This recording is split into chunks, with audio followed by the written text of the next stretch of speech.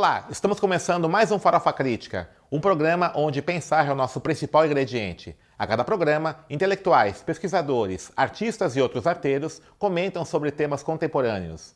Farofa Crítica é uma produção do Departamento de Jornalismo e Editoração da Escola de Comunicações e Artes da USP e do CELAC, Centro de Estudos Latino-Americanos sobre Cultura e Comunicação da Universidade de São Paulo. Farofa Crítica recebe hoje o jornalista Renato Rovai. Renato Rovai é formado em jornalismo na Universidade Metodista de São Paulo, MESP, em São Bernardo do Campo, mestre pela Escola de Comunicações e Artes da USP e doutor pela Universidade Federal do ABC. Recentemente, Renato Rovai lançou o livro Um Novo Ecossistema Midiático, baseado na sua tese de doutorado. Renato Rovai também é editor da revista Fórum. Renato, obrigado por ter aceito o nosso convite e queria que você falasse um pouquinho aí do seu novo livro, né? Isso aqui é o Novo Ecossistema Midiático, que foi produto aí da sua tese de doutorado. O que você discute nesse livro aqui? Oi, Denis, aí todo mundo que está nos assistindo. Esse foi um trabalho de pesquisa realizado no doutorado, como você já disse, cujo objetivo era, de um lado, entender o que aconteceu com o jornalismo a partir do advento da internet e, por outro, contar essa história desde 95, quando a gente tem aqui o surgimento disso com o Jornal do Brasil. Tem ali uma pequena polêmica, se foi o Jornal do Brasil que primeiro fez jornalismo digital ou o Jornal do Comércio no Recife. Mas em web, desse jeito que a gente conhece hoje, foi o Jornal do Brasil. A despeito do Demi, que é um pesquisador do CGI, dizer que naquele momento... CGI é o Comitê Geral de Internet, né? Da internet. Para abrir a página do Jornal do Brasil, você demorava muito tempo e só via no tempo que abrisse a publicidade do Unibanco, que era uma publicidade que ficava carregando. Quem é daquele tempo deve se lembrar dessas coisas. Unibanco, banco do Ayrton Senna. Tá? Enfim, aí eu vou buscar resgatar esses primórdios do jornalismo na internet, que na verdade não é nem algo tão distante, mas parece de um passado longínquo, né? Por exemplo, a criação dos portais. Entrevistei, por exemplo, o Caio Túlio Costa, que participou da criação do UOL, depois ele assumiu o IG. Primeiro, ele contribui na criação do UOL, né? Que na época concorreu com o BOL. Né? E o BOL, na verdade, Denis, foi o primeiro portal de internet no Brasil. Foi lançado 2 dias antes do UOL. Até hoje o UOL mantém na sua página da internet a informação de que foi o primeiro. Tá. Mas a gente nessa pesquisa comprova que não. De quem que era o BOL? O BOL era da Editora Abril. Editora Abril e a Folha de São Paulo saíram em busca de construir esse projeto de internet. Certo. Eles nem sabem, não se chamava portal. Né? Então, os dois foram pesquisando quem já tinha. Então, na época, tinha a AOL, American Online. Então, tanto o BOL quanto o UOL, você vê, eles foram inspiradíssimos para produzir o nome. Né? Usaram a AOL como referência e transformaram em... E a AOL foi um fracasso aqui no Brasil, né? Aqui não conseguiu foi um fracasso, por quê? Aqui não deu certo. Tem umas questões de problema de tecnologia que eles utilizavam lá que não foi adequada aqui. Nos Estados Unidos, a AOL usou um recurso que deu muito certo no começo, que era essa coisa da conexão, que aqui também foi utilizada pelo UOL, pela Folha. Lembra-se que você recebia o disquete, o CD, para poder se conectar. Instalar, né? E o IG modifica tudo isso aqui quando entra com aquela coisa da internet grátis. Por quê? Você pagava o provedor, né? Porque o IG era de uma telecom. Tá. A parceria com a Telecom garantia aquela coisa. A Telecom ganhava nos pulsos. Né? Então, por ganhar nos pulsos, ela não precisava cobrar conexão como o UOL precisava. O UOL você pagava 14, 15, não sei lá quantos por mês para poder acessar a internet. A UOL ela também usou esse recurso, ela distribuía esses CDs lá nos Estados Unidos, nas caixas de correio das pessoas, para elas poderem passar a usar a internet de forma mais ampla. Né? Entendi. Porque era muito restrita, era restrita só nas universidades, enfim. Eu não manjo tecnologicamente, minha pesquisa aí, eu nem derivo muito por essa área, porque como eu sou do jornalismo, Eu tentei, no máximo eu arrisco a contar história, Certo. fazer um papel de um jornalista Agora, assim, historiador. para o jornalista, né? Vamos falar de jornalismo mesmo. Qual foi o impacto, né, dessas tecnologias na produção jornalística, né? Hoje, aquele modelo clássico das redações, aquele jornalista até meio romântico, né? Isso não existe mais, né? Como é que é o jornalismo hoje? Mudou bastante, né, Denis? O título é esse, um novo ecossistema midiático, poderia ser um novo ecossistema informacional também, poderia ser qualquer outra coisa ligada a essa área, né? Porque a gente podia dizer que tem um novo ecossistema das relações pessoais. A internet modificou tudo isso. O Mano até fala isso, né? Uma tecnologia de sociabilidades, né? Da internet. Exatamente. Eu até uso o exemplo de como assim, como eu namorei, como o meu filho vai namorar. É completamente diferente. Eu namorava por carta, às vezes, ou por telefone, ligando lá na ficha Eu telefone isso, né? pro vizinho. Agora não, os caras namoram com 3, 4 ao mesmo tempo no celular. Pelo WhatsApp. Muito mais, né? Mais fácil. Tudo muito mais amplo, tal. Fazer uma festa de aniversário. Então, imagina no jornalismo. Jornalismo que é a área, talvez, uma das principais áreas mais próximas dessa coisa do impacto da internet. E ela foi... alguns grupos foram demolidos, Abril é um deles, Abril que foi precursor lá atrás, logo desistiu da coisa da internet, a desistência e ter abandonado o barco ainda no começo, quando ela faz a fusão com o UOL, porque o UOL e o BOL se fundem na sequência. Isso. E aí o Nassif conta essa história para mim no livro, assim, diz ele que o Roberto Civita morreu amargurado de ter tomado um rapa do Luiz Frias nessa fusão, que aí depois entraram os portugueses, enfim. E eles perderam muita grana, e aí não, vamos ficar no que a gente entende, e o que eles entendem acabou, que era a revista. Eles achavam que as revistas iam continuar por muito mais tempo do que continuar. A Exame acaba de ser vendida para o Banco Pactual, se eu não me engano, né? Por um desses bancos. É o Pactual, acho. Tá. Foi vendida recentemente. Que é do Paulo Guedes, né? Era um dos sócios, né? O Paulo Guedes. PTG Pactual. Então mudou completamente, mudou a relação dos meios de comunicação entre eles, mudou o fazer jornalismo, mudou o papel do jornalista. Então, assim, o jornalista às vezes fica, não existe, a autoridade jornalística acabou. Que bom!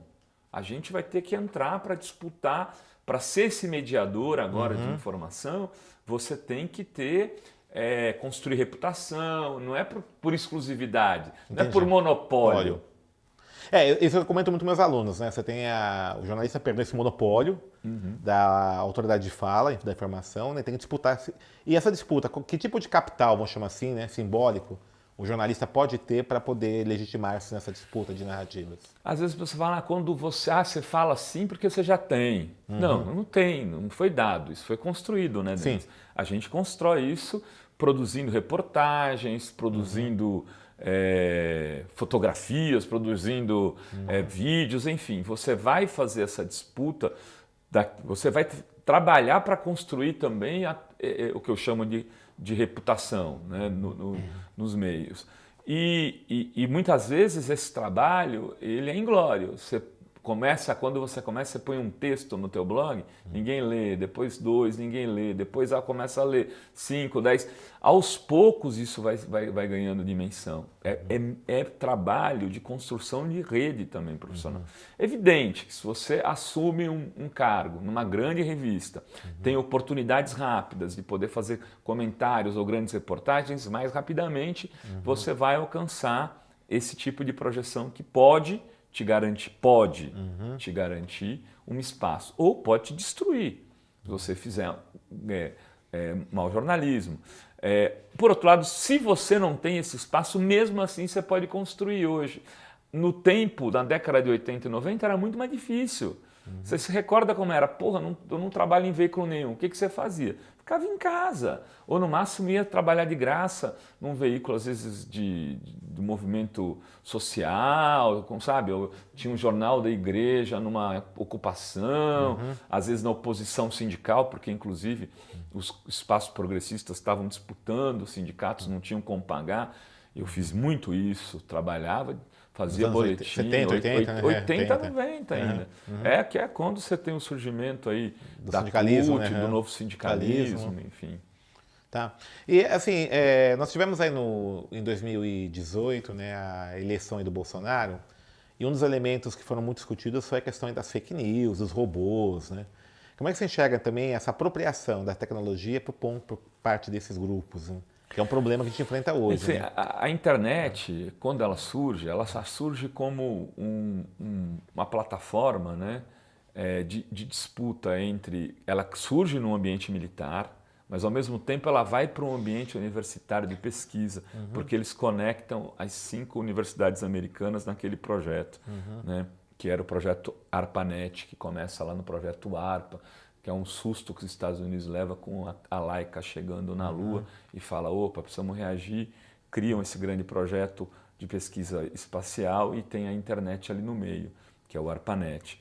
Ele surge, e nas universidades você tem o quê? Você tem os libertários, o pessoal da Guerra do Vietnã, os hippies, que se interessam por tecnologia. Contra a cultura, tudo. Contra a cultura. Por que eu estou querendo, por que eu estou indo lá atrás? Porque essa disputa já existia desde o começo. Num dado momento, a gente falou, puta, a internet vai ser o maior instrumento de liberdade da história da humanidade. Sonhamos com isso e hoje a gente está no pesadelo de que ela pode ser o maior objeto de controle da história da humanidade. Está sendo já. Então, mas eu ainda eu quero o meu lado otimista, que às vezes se manifesta de maneira esquizofrênica, porque naturalmente eu sou pessimista em relação a essas coisas, mas ainda acho que vai ter uma disputa entre essa coisa do controle das tecnologias, dessa apropriação, como você chamou, com aquilo que é uma possibilidade de ampliação do espectro informativo. Isso eu estou falando no jornalismo. Só para encerrar, Denis, assim, veja, no mesmo tempo que você tem essas fake news, essa produção de notícias, vamos dizer assim, intoxicadas, enfim, você tem uma diminuição do poder dos grandes meios de comunicação em relação aos meios alternativos e livres que a gente chama. Então, hoje, uma página como... No ano passado, por exemplo, os grandes meios foram derrotados, né? A gente pode dizer isso. Foram derrotados. Foram derrotados Não pela direita da direita, rede. Da rede. E das outras eleições, eles tinham sido derrotados pelo campo progressista da rede. Inclusive no grande debate daquela casa da bolinha de papel, que eles tentaram fabricar. Eles, naquele momento, estavam querendo fabricar uma notícia fake news. Isso eles esquecem também, né, Denis? Porque eles não agora é o jornalismo profissional. O jornalismo profissional era o que queria te convencer que o Serra tinha tomado um tiro de bazuca. Ou então que foi o golpe militar, foi 31 de março ou 1º de abril. Ou com aquela ficha, como a Folha de São Paulo fez, com a ficha da Dilma Rousseff de terrorista, que ela jogou na capa, depois ela bota numa nota do Ombudsman a correção. Um Ombudsman, aliás, muito sério, que era o Mário Magalhães, que fez a biografia do Marighella e que fez um texto brilhante que eu relato aqui no livro na hora que eu falo de fake news. Que tem um pequeno trecho aí no último capítulo que eu falo de fake news e disso que a gente está conversando agora. E eu cito, inclusive, o texto do Mário Magalhães, que é um texto muito correto. Esse fetiche que está tendo agora da checagem, né, essa reação desse jornalismo que se chama de profissional, mas tradicional, né, contra essa renovação, essas mudanças no jornalismo, né, com o sistema midiático. Como é que você enxerga esse efeito? Não, tem que checar, essas agências de checagem. Como é que você está enxergando isso? Cara, eu nunca fiz jornalismo sem checar. E quando fiz, algumas vezes dancei. Sabe aquela coisa que você pega uma nota, e batuca e fala, filha da mãe. Fonte me enrolou, né? E às vezes acontece. Jornalismo, às vezes, ninguém é falível, dinâmica do pau. E às vezes você checa, mas parece que o cara te bota o cara para checar, fala, olha, fala com fulano e você cai na... E a checagem é a checagem falsa. Você comete uma fake check-in. Um fake check. E esses checadores, eu tenho muito problema com essa agência de checagem, até porque eles nos, às vezes, tudo que eles fizeram com a gente, não só ela, mas a Lupa, eu comprei uma briga e ganhamos a briga, porque eles fizeram uma meia correção, eles não daquele disseram... caso do terço do Papa, não é isso? Exatamente, a gente falou, o terço foi enviado pelo Papa. E eu tinha informação... Porque eu tinha falado com o cara que veio aqui. E todas as credenciais que eu tinha de que ele, de fato, era muito amigo do Papa. Inclusive por falar com amigos argentinos antes. Porque, por coincidência, eu tinha estado na Argentina naquela semana. No evento da Claxo, né? Evento da Claxo. E eu tinha estado com o cara que tinha sido embaixador do Vaticano. Certo. Almoçando no restaurante dele, conversando por quase 2 horas. E ele me falando do Papa e, entre outras coisas, falava desse sujeito, que agora não me foge o nome, que era muito amigo do Papa. Eu venho aqui, acontece isso, o cara vem visitar o Lula, eu dou a matéria, a Lupa vai dizer que é fake news, que o Papa não tinha mandado, que não era nada disso. Eu ligo pro cara da Lupa, explico tudo, ele não corrige. Aí a gente vai pro pau, dá a matéria e vem a menina que é dona lá da Lupa, acho, porque também tem isso. Esses veículos têm dono, né? Uma frescura de que não, nós somos, nananã. Tem dono, financiamento internacional, dinheiro que vem não sei da onde, para fazer não sei o quê. Assim, não tem essa coisa, gente, não existe essa de que o checador é puritano, ele cai do céu, vem aqui para nos livrar do mal. Eles também têm, eles são veículos como os nossos. Se colocam uma finalidade que é uma finalidade justa, e na hora que você questiona o erro deles, eles não corrigem a matéria do jeito que deve, porque se fizerem isso, vão mostrar que não checaram. Certo. Então é pior ainda. O checador, ele não admite seu erro, porque o negócio dele impede ele de fazer isso. É uma vergonha que se proceda dessa forma. Naquele caso, foi um caso simbólico. Toda a razão estava conosco. Toda. Tanto que depois o Papa fez do discurso, o Papa mandou carta, o Papa fez o escambau mostrando que ele tinha esse interesse com o Lula. Eu não estou dizendo, a gente não disse em nenhum momento, Papa defende Lula. Não, Papa manda. Estava claro. Estava claro, era uma bobagem, que eles não precisavam ter feito checagem. Mas eles quiseram fazer porque eles achavam que nisso eles colocariam a Fórum de Joelhos, por exemplo. Certo. Né? Mostrar que a gente estava ali querendo defender o Lula, coisa que o valha. É uma coisa, inclusive, mal intencionada, porque é muito difícil eles encontrarem esse tipo de erro num produto que a gente leva com muita seriedade. Estou falando da forma porque é o meu produto. E tem outros que fazem isso. Né? Tem outros que fazem menos. Tanto também no nosso campo. Não dá para dizer que... Né? Tem gente que até acha legal, às vezes, ter umas fake news para dar audiência. Fazer o quê? Essa questão é muito complicada, né, porque aí fica aquela coisa assim, né, a impressão que essa mídia tradicional, ela se coloca numa posição meio de vestal, né, meio acima das contradições. Né? Profissional. Profissional, né? é. Profissional. Eu estava lá no encontro, eu participei no ano passado, eu achei departamento do encontro da NJ, né, e foi muito engraçado, assim, né, porque parecia um festival de lamúrias, né? Nós somos pessoas que fazemos jornalismo, que garante a democracia, estamos sendo ameaçados por esse tipo de mídia. Né? Até o jeito que eles se vestem constrói uma lógica do discurso. Né? Os caras, todos formais, jornalistas, né? Isso nunca parece foi mais Mauricinho, né? Vestimenta de jornalista, parece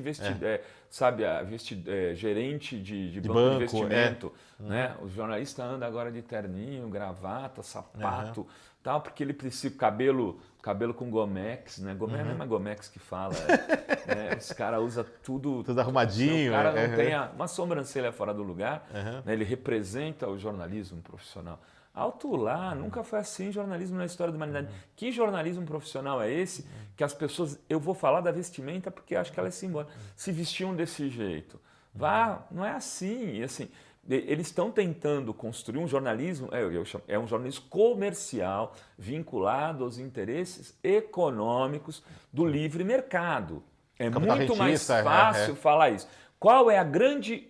Pode ter divergência entre a Globo e a Folha em relação à descriminalização da maconha. Pode ter divergência entre o Estadão enfim...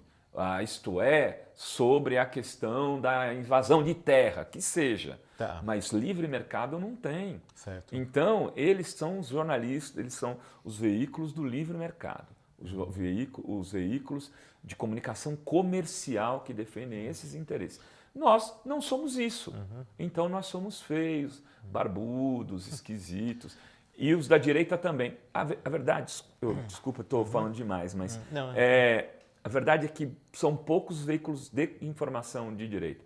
Você conta nos dedos. Uma boa parte não é veículo de informação, é só veículo para fazer campanha, página que tem o interesse de disputar audiência com o objetivo de qualquer tipo de informação. Em boa parte, né? Você pegar, por exemplo, esses problemas hoje que estão acontecendo no Brasil, em boa parte, essa mídia tradicional foi responsável, né? Desconstruiu a política, desqualificou, né, o debate público, entrou nesse jornalismo de campanha, moralista. Né? Então ela está sendo vítima de uma situação que ela mesmo criou, né? Tem toda a razão. Então aí é um pouco isso que está acontecendo. E assim, o que você espera assim, com essa discussão que você está fazendo, o seu livro? Você já foi professor de jornalismo, também atuou, né, na Casper Libero. Como é que você enxerga essa nova geração de jornalistas aí? Olha, eu tento pelo menos contar essa história, Denis, para que ela não seja também contada depois, que eu acho que até pode vir a acontecer, isso não é um problema, mas só pela visão dos que fizeram jornalismo comercial. Eu falo da história dos blogueiros, eu falo da mídia livre, eu falo dos coletivos, né, do que aconteceu em 2013, né, com mídia ninja, enfim, depois jornalista livre.